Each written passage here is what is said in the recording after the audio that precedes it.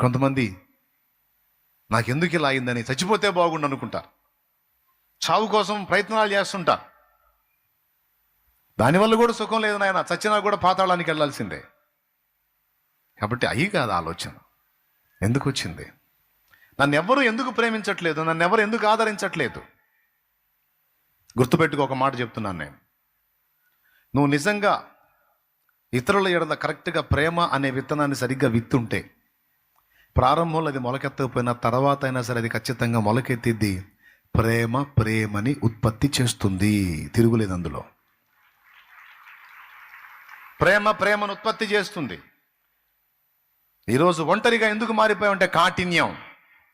నీకు అన్నీ ఉన్నప్పుడు, అనుకూలత ఉన్నప్పుడు ఓవర్ యాక్షన్ చేసావు, కఠినంగా ప్రవర్తించావు, మూర్ఖంగా వ్యవహరించావు. నాకు ఎదురైంది, నాకు తిరిగేంది అని లెక్క లేకుండా జీవించావు. ఈరోజు కర్మ గాలింది, తేడా పడింది.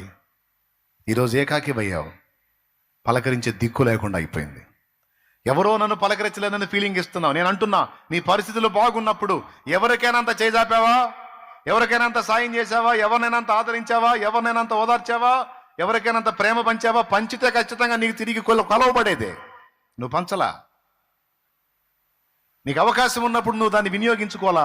ఆ టైం దాటింది, ఇప్పుడు నీకు బ్యాడ్ టైం స్టార్ట్ అయింది. ఇప్పుడు ఈ పరిస్థితి నీకు వచ్చింది. ఇప్పుడు చేయాల్సింది ఏంది? నువ్వు చచ్చిపోతే పోయింది, నన్ను ఎవరో ప్రేమించట్లేదని సమాజాన్ని ఎందుకు నిందిస్తావు? నువ్వు చావుగాది ఇప్పుడు వెతకాల్సిందే. తప్పు నాదే, దేవా నన్ను క్షమించు అని దేవుని పాదాలు పట్టుకోవాలి. ప్రేమ లేని దాన్నై, ప్రేమ లేని వాడినై, కనికరం లేకుండా, జాలి లేకుండా, ఎదుటి వాళ్ళని అట్లా ఏంటి అనకుండా బతికేశాను, అడవి బతుకు బతికేశాను, నన్ను క్షమించు, దిద్దుకుంటాను నాయన, నాకు అవకాశం ఇవ్వంటే తిరిగి నిన్ను నార్మల్ పొజిషన్కి దేవుడు తెస్తాడు. మళ్ళీ నువ్వు ప్రేమను ఇతరులకు పంచే ఒక ఛాన్స్ మళ్ళీ దేవుడు నీకు ఇస్తాడు. నేను అంటున్నాను, ఫైనల్గా ఒక్కసారి పరిశీలించుకొని, నిన్ను నువ్వు విమర్శించుకొని దిద్దుకునే మెట్టుకు నువ్వు రాగలిగితే ఇంతటితోనే లైఫ్ అయిపోవాలా. దేవుడు మళ్ళా నీకు ఛాన్స్ ఇస్తాడు. మళ్ళీ ఒక అవకాశం దేవుడు నీకు ఇస్తాడు. అది ఏ విషయంలోనైనా సరే.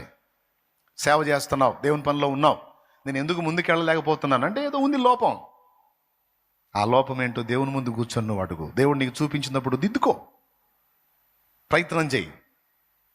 సేవలో అయినా, ఫ్యామిలీ లైఫ్ అయినా, వ్యక్తిగత జీవితమైనా, ఆత్మీయ జీవితమైనా, ఏదైనా పతనం వైపు నడుస్తుంది అంటే హేతువు లేకుండా ఉండదు, కారణం లేకుండా ఉండదు. కారణం దేవునికి తెలుసు, నీకు తెలుసు. నీకు తెలియకపోతే దేవుడిని అడుగు, దేవుడు చూపిస్తాడు. ఒకప్పుడు ఆ దయ్యాన్ని వెళ్ళగొట్టలేని స్థితిలో ఉన్న ఆ శిష్యులు చివరికి వాళ్ళు పెట్టిన అగ్ని ఎలా ఉందంటే తరతరాలుగా దయ్యాలకు మంటబుట్టి ఎగురుతానే ఉన్నాయి. అప్పుడు వాళ్ళు సరిచేయబడి, ప్రభు దగ్గర వారు సరిచేయబడి దిద్దుకొని లైన్లోకి వచ్చి ఆ అపోస్తలులు చేసిన పరిచర్య ఫలం తరతరాలుగా దయ్యాలకు నిప్పు పెడతానే ఉన్నారు. అవునా? ఆ ఛాన్స్ ఇచ్చాడు దేవుడు. కాబట్టి ఈ వేళ మీరు కొంచెం ఆలోచన చేయండి. లేని పైకి లేచి నిలబడండి. మనం ముగింపులోకి వెళ్తాం.